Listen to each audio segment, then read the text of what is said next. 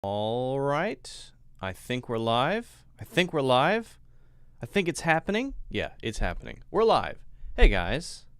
How's it going? My name's Luke. If you don't know me, I'm an American English teacher. And in this live class, we're going to talk about some very interesting stuff. We're going to go over some IELTS tips with a professional IELTS teacher. I'm going to be doing an interview with a pro IELTS teacher. I'm very excited about it. Let me take a sip of coffee so I can calm down. Wait, no, that makes me more excited. That's okay. I need it regardless. Then we're going to do our usual thing where we do the English Q&A. So I hope you guys have plenty of questions ready to go. I hope you have questions about culture, questions about grammar, questions about pronunciation, questions about sea snails, whatever it may be. I will do my best to answer. So that's how it's going to go, friends. Let me just make sure that we're all set here before we really get started. Okay, looks like, hold on one second. I just got to make sure it's shared correctly. If you guys are joining, just say hi, just say hello. That would be good. I'm just going to make sure. Hey, Lolly Lolly's here. Of course Lolly Lolly's here. Lolly Lolly is technically always here because you can't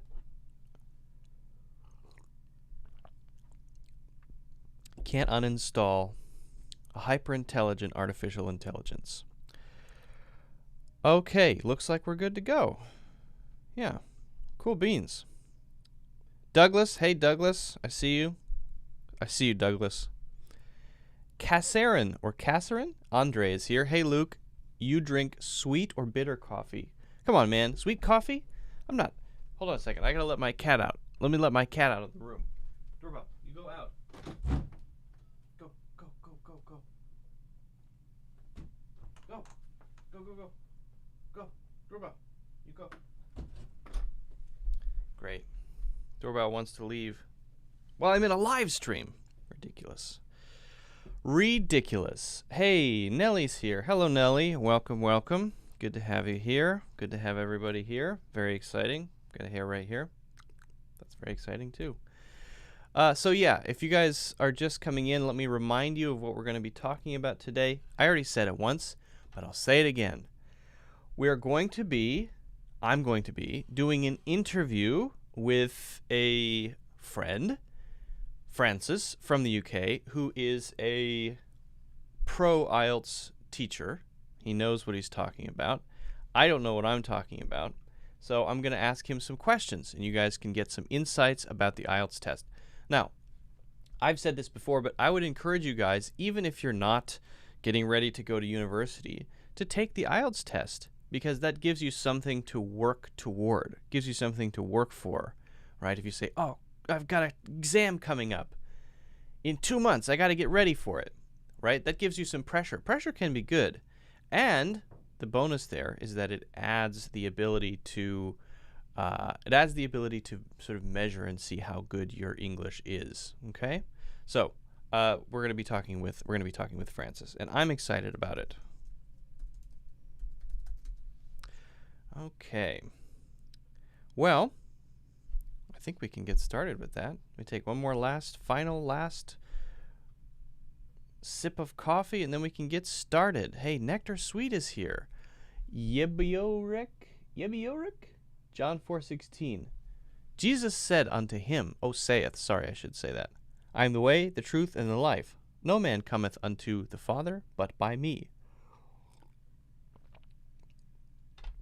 I think what that means is, if you want to get to God, you got to sort of do a quick move around Jesus, right? Like a basketball move. You got to do a double step, kind of trick him, and then he jumps this way, and you go that way, and you go around. I think that's what that verse is about. I think it's a challenge, a fake-out challenge. Does it? Please don't be offended. I'm not trying to offend anybody. Okay. Hey, Karina's here. Well, that's great. That's wonderful. We're going to get started with our interview in just a second, guys. I want to make sure I've got my questions all set. Okay, yeah, I have questions. I prepare for these things, guys. I'm not unprepared. All right. Well, let's get started. I'm going to call Francis, see how it goes. If you guys have questions for Francis, also ask those. We'll look back through the questions, and Francis can answer a few of them as well. So if you have IELTS questions, now's the time to ask. You'll never have this chance again in your entire life. All right. I'm going to dial up Francis here.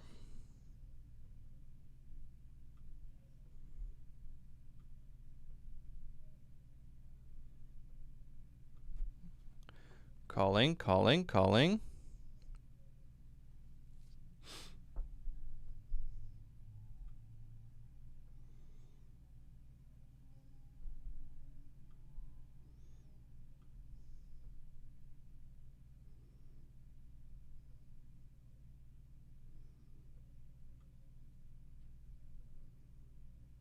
Wait, Francis, unavailable. What? A trick? All right, let me try again. Here we go.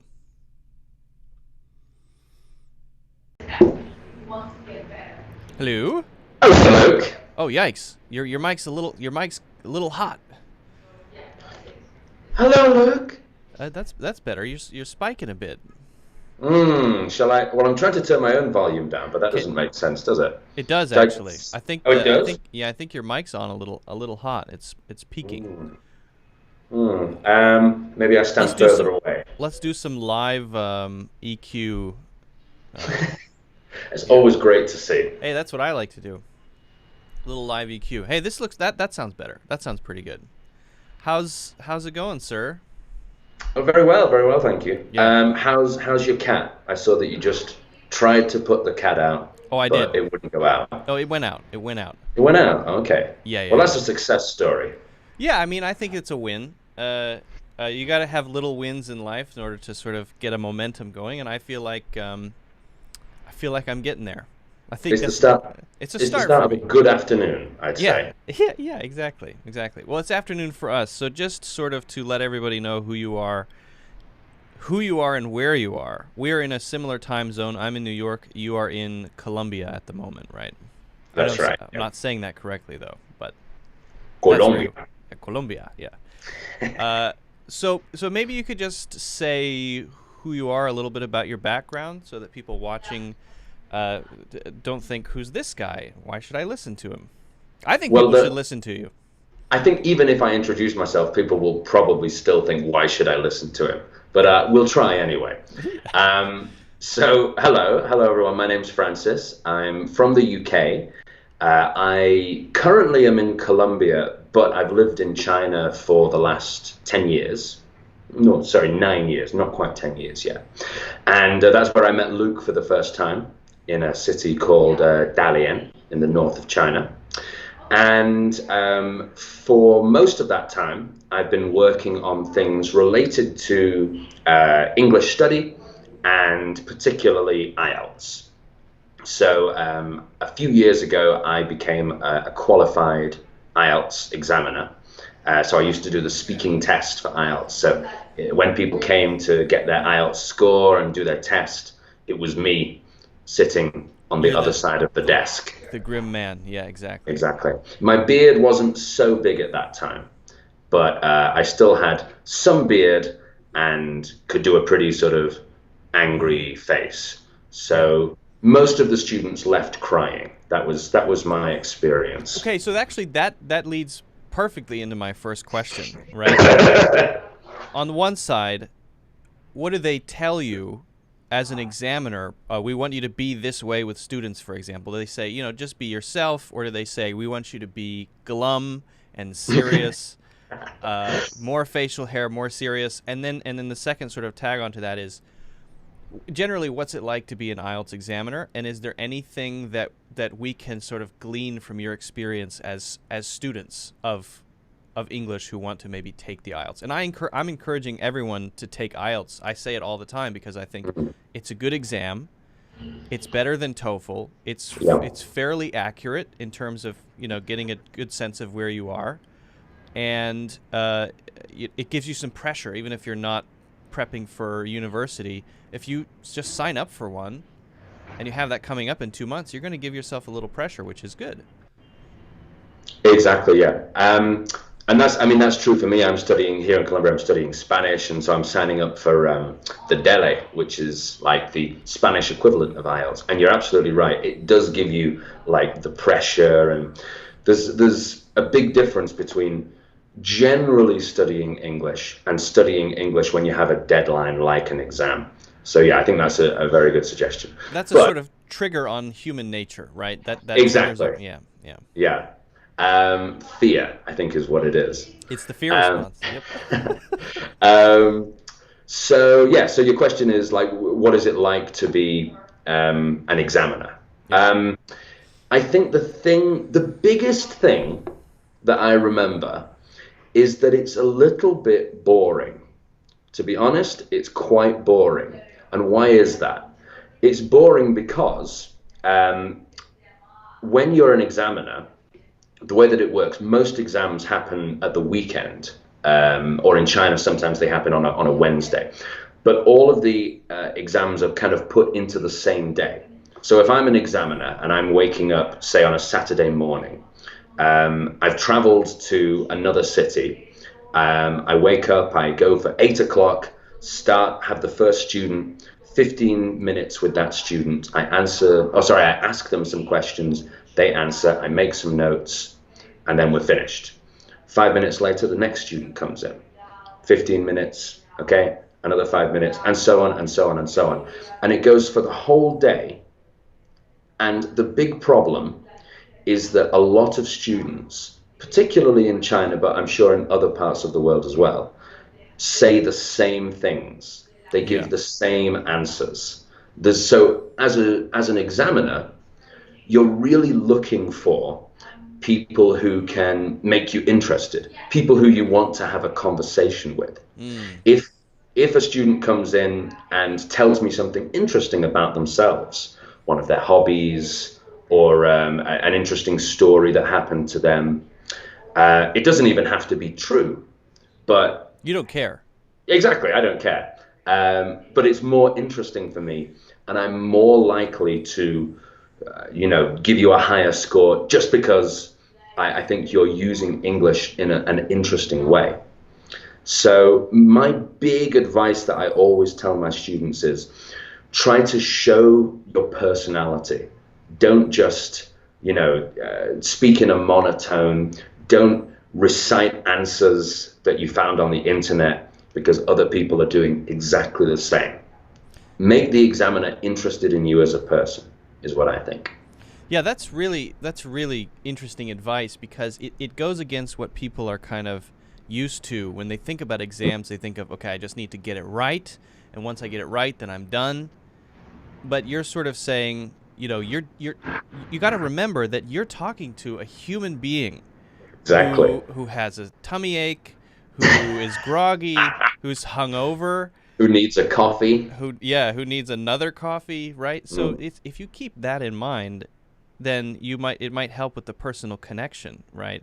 And I want to be clear that when you say be interesting, that doesn't mean just sort of shout lobsters out of nowhere. It means, within the context of sort of the conversation and making it flow, right?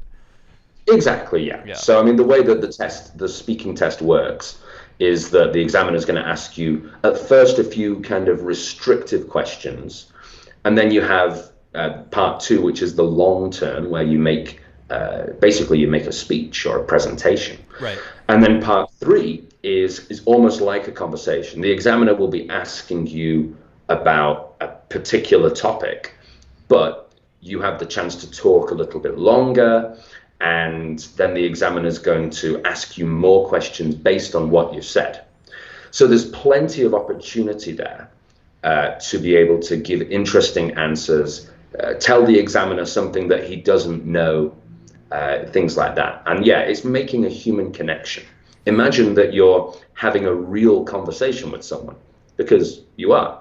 Right, right. And the person you're talking with also wants to. That's what they want because Exactly. they're in hell. Yeah. It's not quite hell, but it's Purgatory. yeah, maybe. Yeah. Okay, so for those three questions, maybe we can get into that a little bit. The three. So if we're okay. So we're just talking about. If anyone is not familiar with the IELTS, we have four big sections or parts here. We have the speaking part, the reading part, the writing part, and the listening part. Right. Then within the speaking part, which is really what we're talking about and what most people want to get ready for, with for example, with a teacher like you or I. There are three questions, right? Three sections, right? Three parts, yeah. Three parts. Parts section, same thing. Okay. Whatever. Yeah. But you've already used sections, so right. you have to use variety in your language. Lobster. Lobster, high score. Yeah, give me an 8. So so the three parts then, I want to know, are they equally important? Do you say, okay, now it's, I'm listening as an examiner to part 3. That's what I'm really listening to. Or, I'm really focused on part 2. Or, part 1 we just get out of the way. Or is it the whole thing? It's the whole thing, really, but in different ways. So as an examiner, the training that you're given is that you gradually, over the 15 minutes, you gradually focus in on what that person's final score is going to be. So what does that mean? That means that in the first part, you're going to get a general idea of what that person's score will be. So the IELTS score, by the way, is for the speaking is out of 9. So you and I, Luke, would hopefully get a 9 for our speaking. At least an 8, I'd say. Lobster. Well, good knowledge of animals, of sea animals. So that would certainly get you a higher score. But anyway, so level 9 is the highest, and so it goes down to level 0 if you don't say anything. If you go in there and sit quietly for 15 minutes. But most people come between about level 4 and about level 8. And so in the first part, the examiner is going to be deciding, all right, this person is about a 5 or a 6, maybe they're a 7 or an 8, getting a general idea.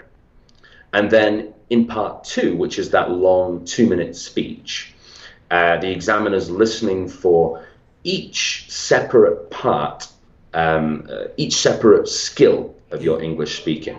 So those 4 skills are grammar, vocabulary, fluency, and pronunciation.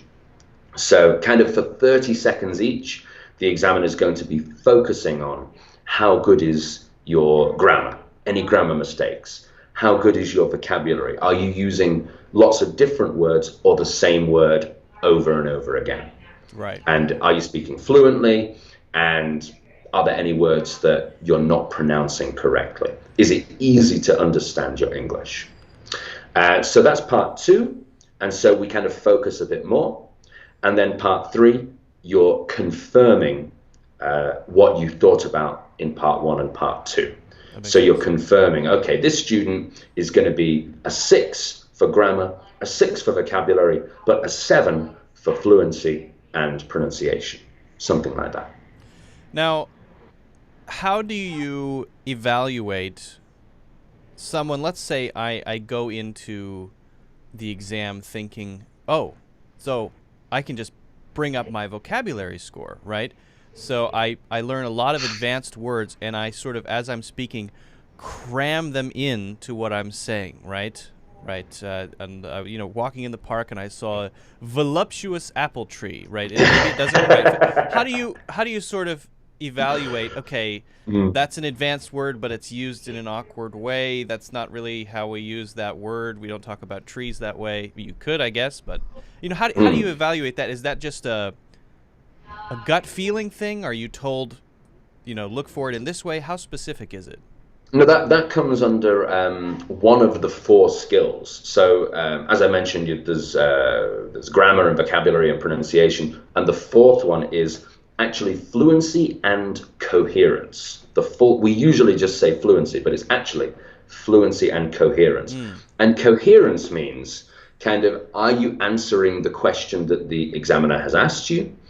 And also, are you, like, does your answer make sense? Yeah. Or are you just throwing these words in from anywhere and they're not related to what you're talking about? So yeah, if you started talking about a voluptuous apple tree, as an examiner, I would take that apple tree and I'd think voluptuous. That doesn't really make sense. So I'd kind of, you'd either lose marks for that, or certainly you wouldn't get more marks. Right. Right. Okay. So there is there's some flexibility to it in how you evaluate that, right? That's what makes it very conversational, which is interesting. So when you're listening to people, this is sort of a tag-on question before we talk about a prep. I want to ask you a question about prep because I think a lot of people will be curious about that. And guys, if you have questions, leave your questions in the comments for Francis, and Francis may or may not answer them. Who knows? I'll consider it. Yeah, he'll think about it. So if you have in your day an extremely advanced person come in and they get an 8, and the next person comes in, and if they'd have been the first person in the day, and you'd have given them a 6.5, but because you just had an 8, you now give them a 5 because they seem way lower. Does that happen? That sort of psychological, that sort of bias one way or the other, where you are, the window is pushed this way or that way because you had an extreme case? I think that may happen with very new examiners. But what you have to remember about, like I said before, about examiners who have done it for a little while, they have had hundreds, thousands of students who have come in. So even if someone comes in who does have amazing English, who's a native speaker or almost a native speaker, still that's not going to completely like throw all of the examiner's experience out of the window. So I'd say maybe, as an examiner in my first day of examining, my first day ever, possibly that could happen. But also, the IELTS exam is designed to stop that because you have something called the band descriptors. And what that is a list for each of those 4 skills, vocabulary, grammar, etc., etc. And for each of them, you have details about, let's say for grammar, what is level 7 grammar, okay? Or what is level 6 grammar? What is the difference between level 6 and level 7? So if the examiner's remembering their training and they're doing a good job of judging your score and they're looking at the band descriptors, then that kind of thing shouldn't happen. I can't say that it's never happened, of course. Yeah. Okay. But it shouldn't happen. That makes sense. Okay, so I think probably what a lot of people watching this will be very curious about is, all right, maybe I will take the IELTS, maybe I will sign up for it. How should I get ready? What should I do to prepare and practice for it? So knowing what you know, bringing all of your expert knowledge on this topic to bear on the question, how would you recommend, give us obviously the free version. If you want the full version, then take Francis's IELTS course, obviously. give us the Coke Zero of what people should do to prepare for IELTS. Well, it depends really, because I think as we've mentioned, there are the 4 different sections of the IELTS test. So, of course, your preparation for the listening part and the reading part are going to be quite different from your preparation for the speaking part, for example. So, taking each part one at a time, I would say for listening And for reading, there are lots of practice tests that you can buy. And honestly, that really is the best way to, let's say you have 3 months before the test. Doing a lot of listening tests and reading tests is a good way to get yourself ready. If you have more time, then I would recommend doing things like, I guess, the classic suggestions. Listen to the radio, listen to Voice of America, listen to the BBC to practice your listening, read newspapers, read newspaper articles. And then for the writing, I think you can actually combine practicing reading and writing in the same activity. And this is something that I always recommend to my students, which is that once a day you read a newspaper article in English, and ideally from like a good newspaper, something like, I don't know, the New York Times or the Guardian or something like that.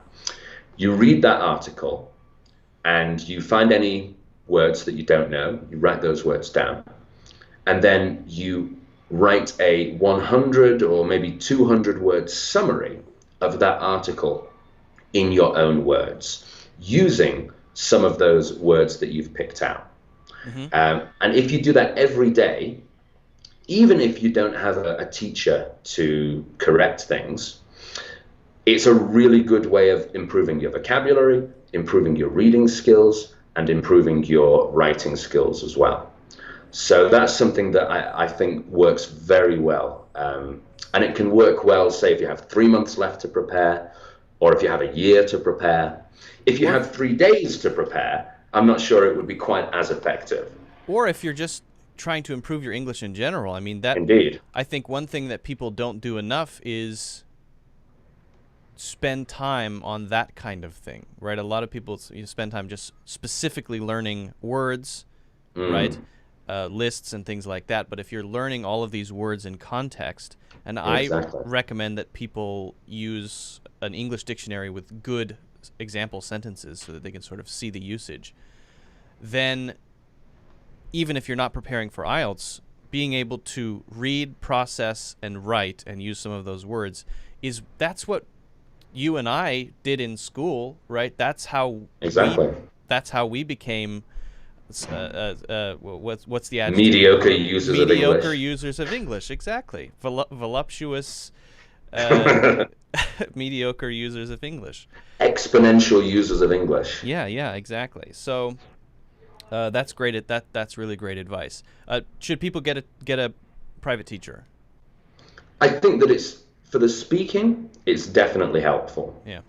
You can prepare without a teacher for the speaking test, but it's never going to be as effective, because speaking is the area where it's hardest to find what your mistakes are, to realize if you're making mistakes.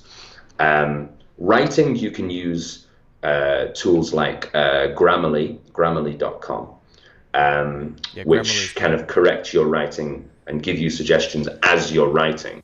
So that's a very useful thing. But the same technology doesn't really exist for speaking, I don't think. So I think for speaking, it's definitely a good idea to get a teacher.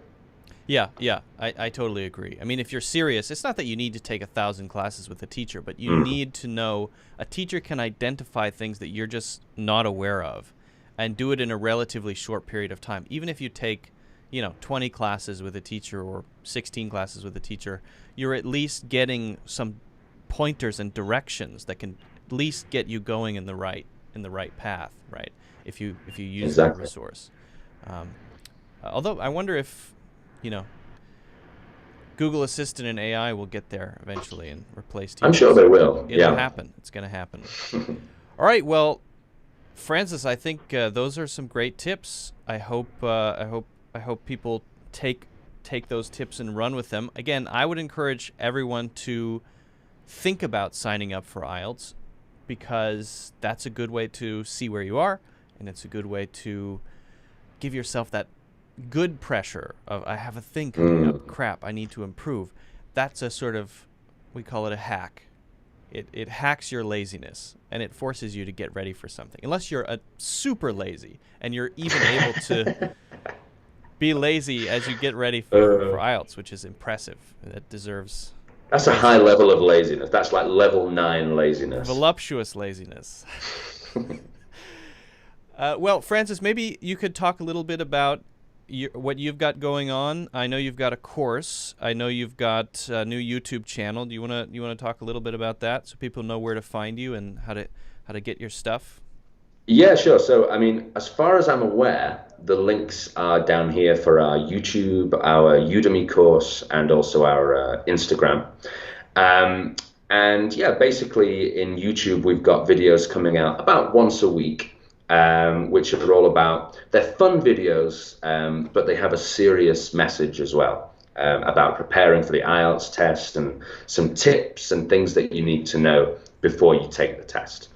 And then also our Udemy course is an IELTS speaking course. So it's for people who really don't have access to a teacher or only have maybe the time for a few hours with a teacher.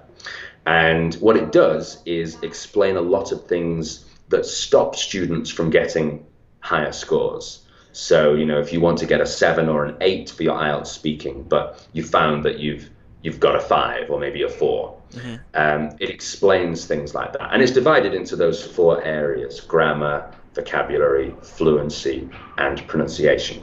And so there's lots of common mistakes that people make, and I explain those. And also some like new vocabulary to give you a wider vocabulary, and a lot of other things as well. So yeah, I think it's worth checking out. It's a new course, right? It is new, yeah. We released it about 3 weeks ago. Cool. Yeah, guys, so check out Francis's course if you're interested in IELTS. It's definitely worth picking up. Francis knows what he's talking about. And the YouTube channel as well. I've seen a couple of the videos on the channel. It's a new channel, but very, very insightful. One of those is the 5 tips, right? That's the 5 tips, yeah. That's an awesome video. An awesome video. Well, Francis, thank you so much. Guys, check out Francis's stuff. Again, Francis, thanks for doing this interview. I really appreciate it. Hopefully we can do another soon. Absolutely, yeah. Thank you for having me, Luke. It was great to speak to you. And yeah, I hope everybody found it at least a little bit useful. Well, let's hope so. All right, guys, questions for Francis now. That was very interesting. I learned a lot, frankly. About stuff and things, everything. We've got a lot of Bible verses coming in from Twitch. All right, you want to do a creative interpretation of this one, or are you worried about offending everyone? Jesus, I'll give it a try. Jesus saith unto him, no, that one's too bland. Sorry, Jesus, boring. Be not deceived, God is not mocked, for whatsoever a man soweth, that shall he also reap. Well, that's probably about preparing for the IELTS test, right? Yeah, I'm pretty sure that's what the Bible was talking about. Basically, that verse is saying, go check out Francis's IELTS course. I think at the very least it's saying, don't start preparing for your IELTS test 2 days before the test. Right. You actually, it's good advice. You get out what you put in, right? If you purchase Francis's IELTS course and you learn about IELTS, then you will be a better person. And you'll have better English crops that will grow in your field. Yes. All right, keep them coming. Yeba Yorik. Keep them coming. I like it. We've got like 50 already, but keep them coming. Would you mind providing the information of the class? I'm not sure what JCJC is asking there, but I think maybe that is specifically for your IELTS course, a slightly more detailed breakdown of the main lessons, or maybe that's what JCJC is asking. Well, I don't want to talk too much about it because I'm sure everyone will find it extremely boring. But basically, there are 6 parts to it. First of all, there's the introduction where I tell you about the IELTS speaking test. Then there's some like general kind of ways and tactics for you to prepare, like what should you do before the test, what to do on the day of the test, things like that. And then we have 4 different sections, one each for the different skills. So what are the grammar mistakes people make and how can you get a higher grammar score? And then the same for vocabulary and the same for fluency and the same for pronunciation. So it's kind of like a way of hacking the IELTS test, the IELTS speaking test. That's the idea. Do you think someone could do your course and realistically go from a 5 to a 6 or a 5.5 to a 6.5? Is that pretty realistic if they took it seriously and went through it carefully? I think, yeah, like the danger is if you just watch it like a movie and you watch all of the videos and don't do anything about it, then no, it'll be a waste of time. But if you watch the videos one by one and make notes and then practice the things that I'm talking about in each video, then I think it will actually have a big impact on the very specific areas that the examiners are looking for. Right. Yeah. And you have sort of the credibility to do that. I always feel somewhat hesitant to talk about IELTS other than to just say, yeah, go take it, I guess. But because Speak I don't good English, you get a good score. Yep. But I don't have the credibility of being having been an IELTS examiner. So it's great to have that advice. I think that's good advice in general for people taking courses. If you just sit there and look at it, you will not get anything from it. Yeah. Right? But it's easy to do though, isn't it? I know that I've looked at courses and then just completely forgotten about it as soon as the course finishes. If you it's not good. Sink your teeth into it and genuinely interact with it like it's a teacher to you, and use it as a tool, but you do 90% of the work, because that's how it's supposed to be, right? If you just sit back and say, make me learn, it's not going to happen. But if you really work hard throughout the course, then you're going to benefit a lot from most of the good courses out there. Cool. I'm popping these up on the screen. I'm not sure you can see. Jeet says, let me hold on. I can actually edit these questions. I'm gonna slightly edit this to IELTS because it says AILS now. Is passing an IELTS necessary for any kind of professional study or job? What do you mean by professional study? Take it as you understand it, because it's we can't. Jeet is not here to tell us exactly what she means. Okay. So let's talk about studying about jobs and professional career. So there's different types of the IELTS test. There's the academic test, which is usually for people who let's say they want to study in an English-speaking country, like if you want to go and study in the UK or in America or in Canada, quite often the university will ask you for a particular score, maybe a 6.5 or a 7 in your IELTS. And it's a way of you proving that when you arrive in Canada or in the UK, you'll be able to understand what you're studying. So it's, for that kind of situation, it's usually very necessary. For work, it's also a good way of you showing that you have good English, because a lot of people, I'm sure, write on their resumes, I speak really good English. But if I'm the boss and I'm looking at that, how do I know? Right. But if you can show a real qualification, and IELTS is respected all around the world, then you can show, okay, well I got a 7 on my IELTS test. Then that's much more impressive. It's something that's never required for a job. No one's going to say, oh, you have to pass IELTS this before you get this job. Universities require it. Mm. But if you put it there and it is a 7, then they're going to go, oh, well, they might not know the scoring systems. You'd have to put, I got a 7, and then you have to put in parentheses, and that's good. And that's great. Yeah, solid advice. Solid advice. Okay, you have time for one more question, Francis? Yeah, sure. Livia says, "Great, you can help in business English and preach preach too." So yeah, because we're reading the Bible verses. So yeah. it's Tuesday, but we're doing our best.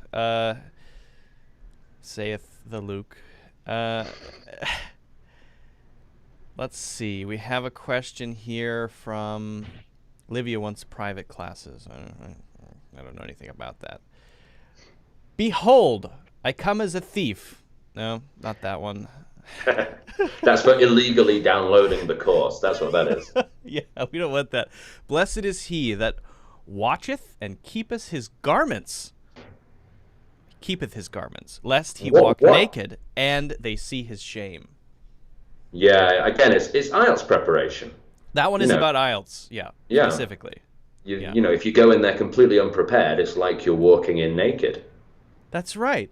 You know what? We could do a whole thing where we just read the whole Bible and interpret it in terms of promotion for your course. I'm sure that would be very well received. That would take probably 3.5 years.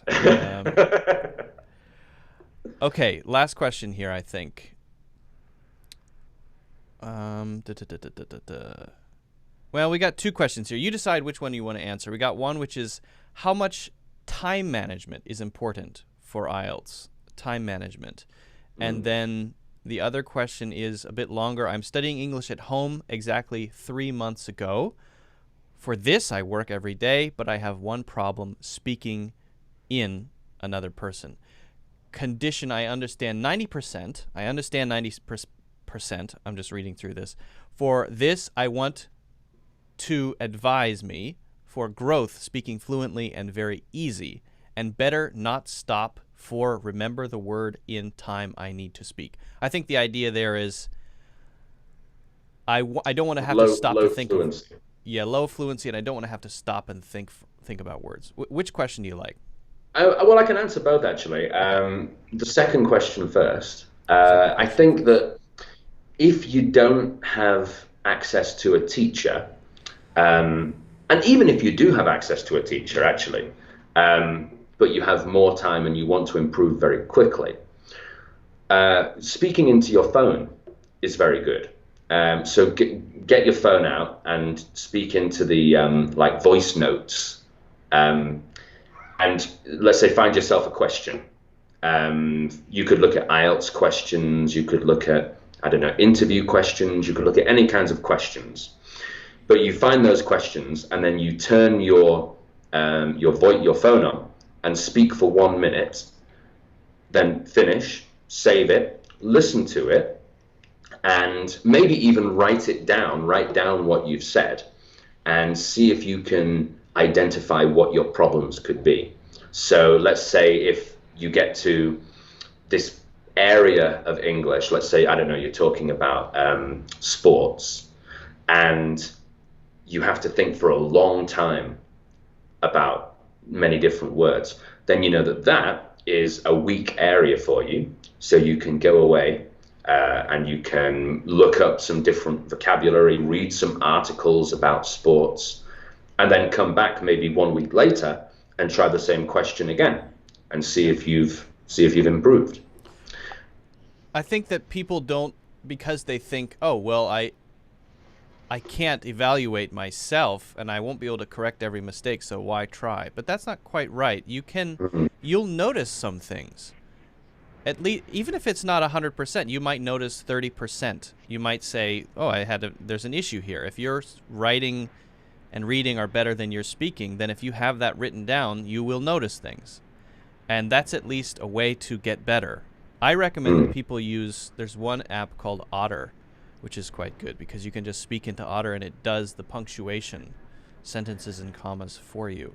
It's a good Ah. voice notes app. It's a dictation. You can listen to the recording and see what you said, then go back and do notes. It's good. Solid advice. And then for the first question about Hold on, time management. let me Oh, pop it up sorry. here. Let me pop up the question. The question was, yes, I think the question is, how important is time management for I the think IELTS? it's pretty important, particularly in your writing and your reading parts of the test. So in the listening, it's not so important because you don't control the time. So the questions come out, and you just have to like be listening very carefully for the whole test. Whereas the writing, all that happens is you have your paper, your pen, and the two questions that they want you to answer, and you have 1 hour, and you have to control Right.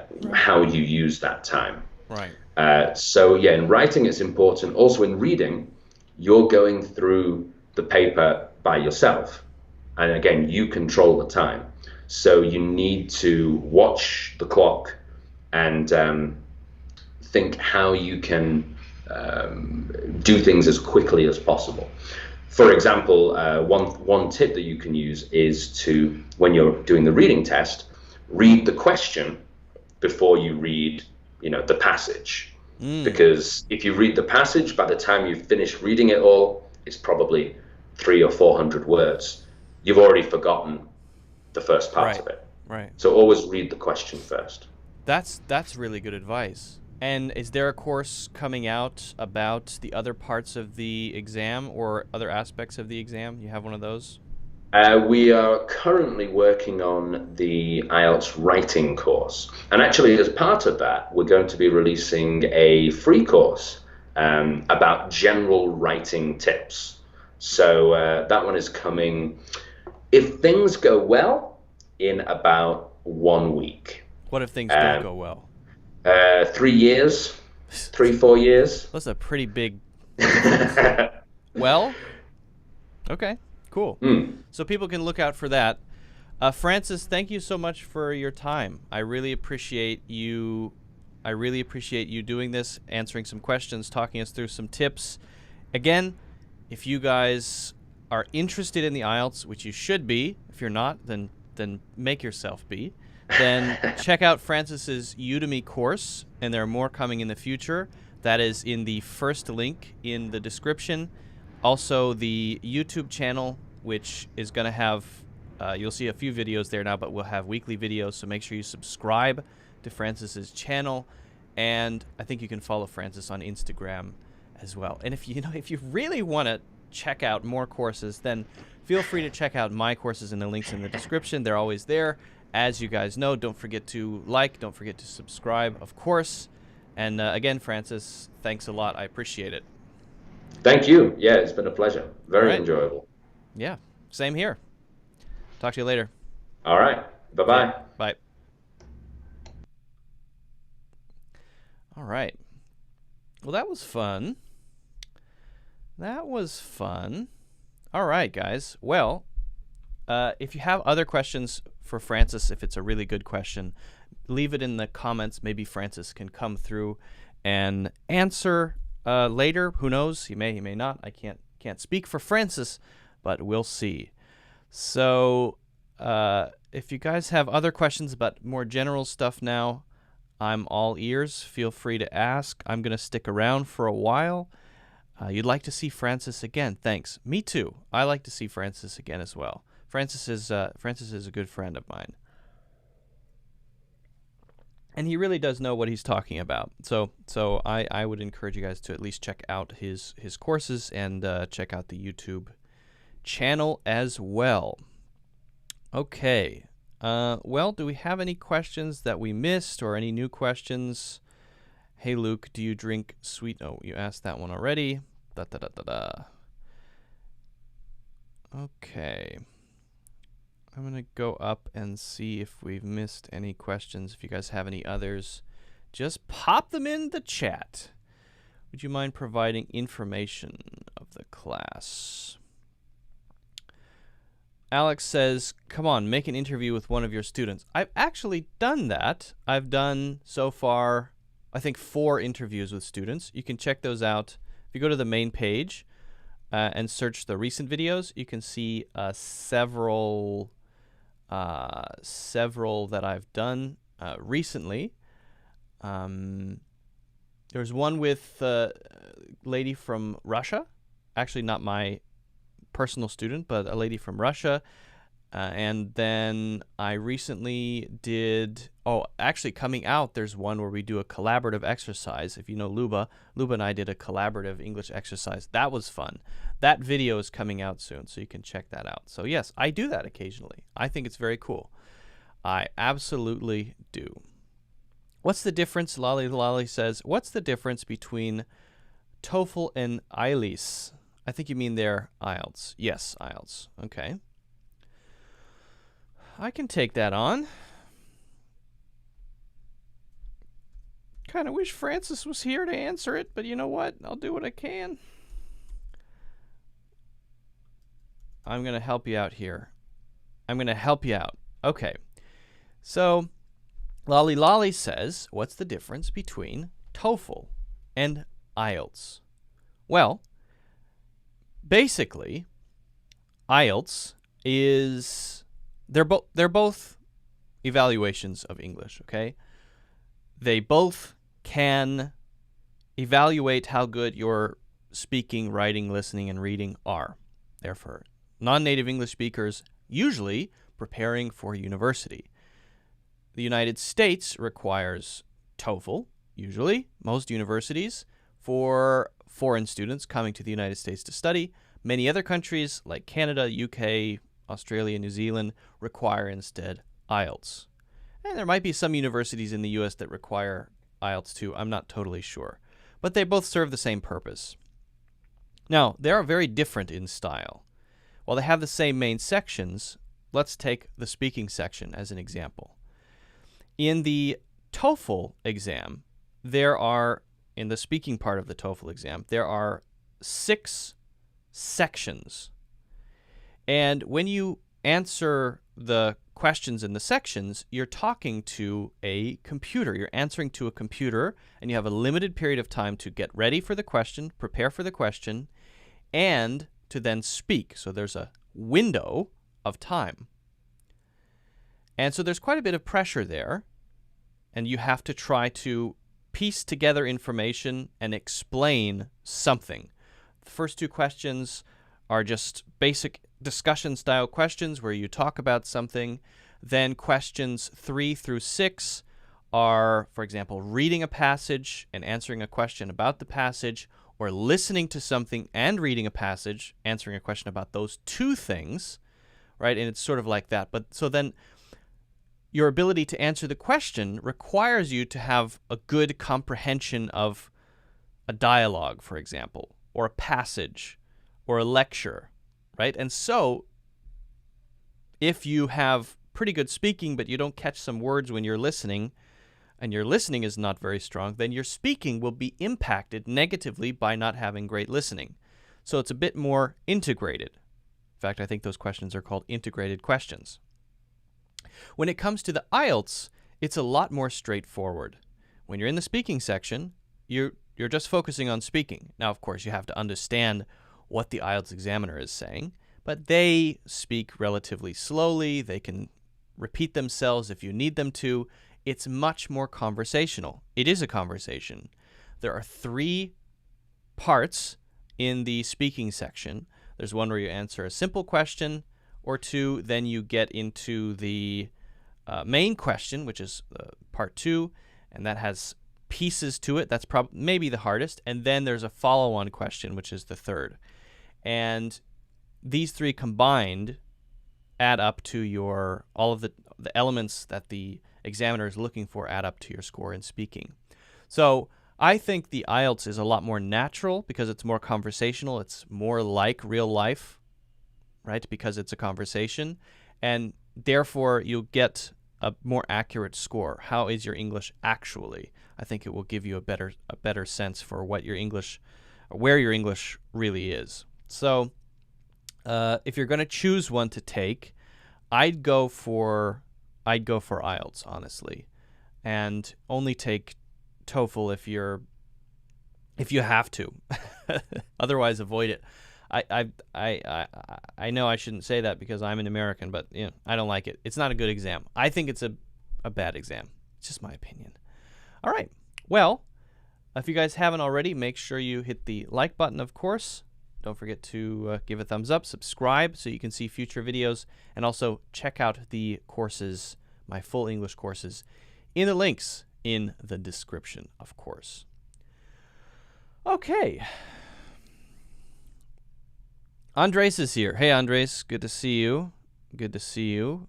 Let's see. I think I missed a question for earlier. What's the difference between language English use for communication and English use in academic? Okay. Sure thing, Lolly Lolly.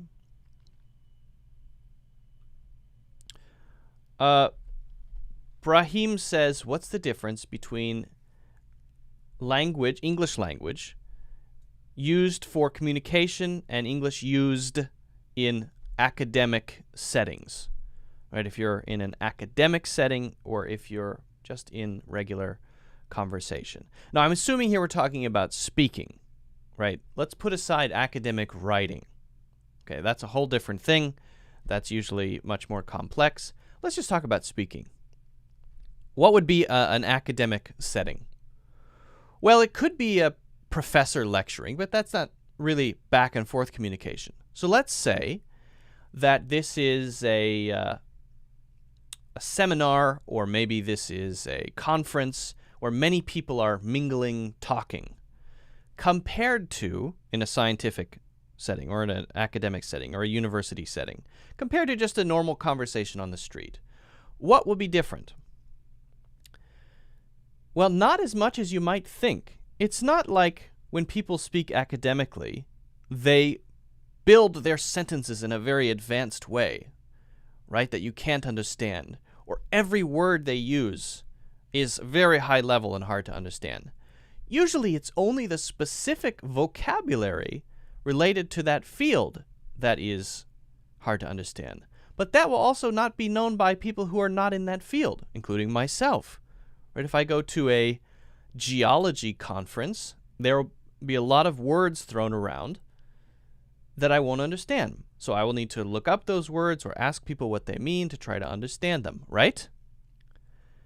So the point there is that basically there isn't a difference between regular spoken English in conversation and spoken English in an academic setting, except that some of the content in the academic setting might be a little difficult to understand, both for English learners and for people who are not in that field. And so all you have to do is learn that stuff, learn those words. And if you're interested in the field and you're reading about it, you should already know those things. But everything else, the filler words, the words used to piece together the sentences, the jokes people tell, most of what people say is just common English. That's true for business English as well. People think business English is, oh, hello, dear sir, how are you today? Welcome to this conference. Cordially invite you. No.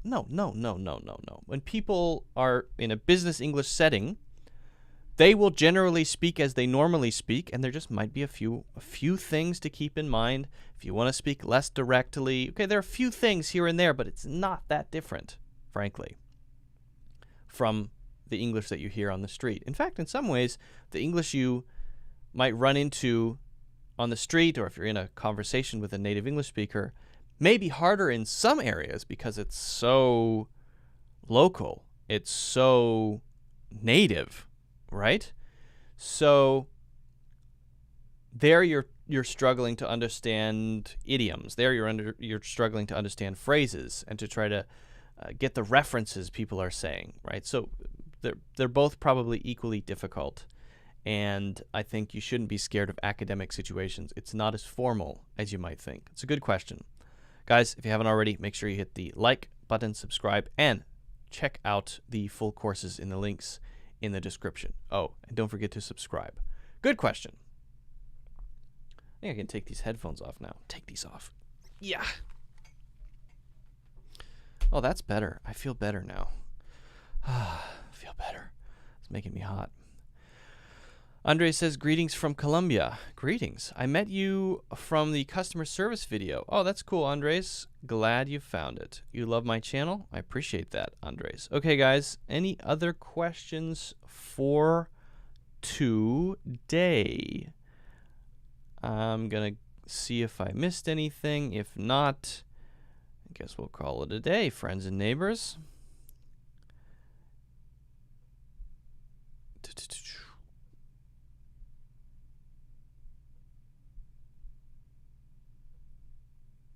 All right.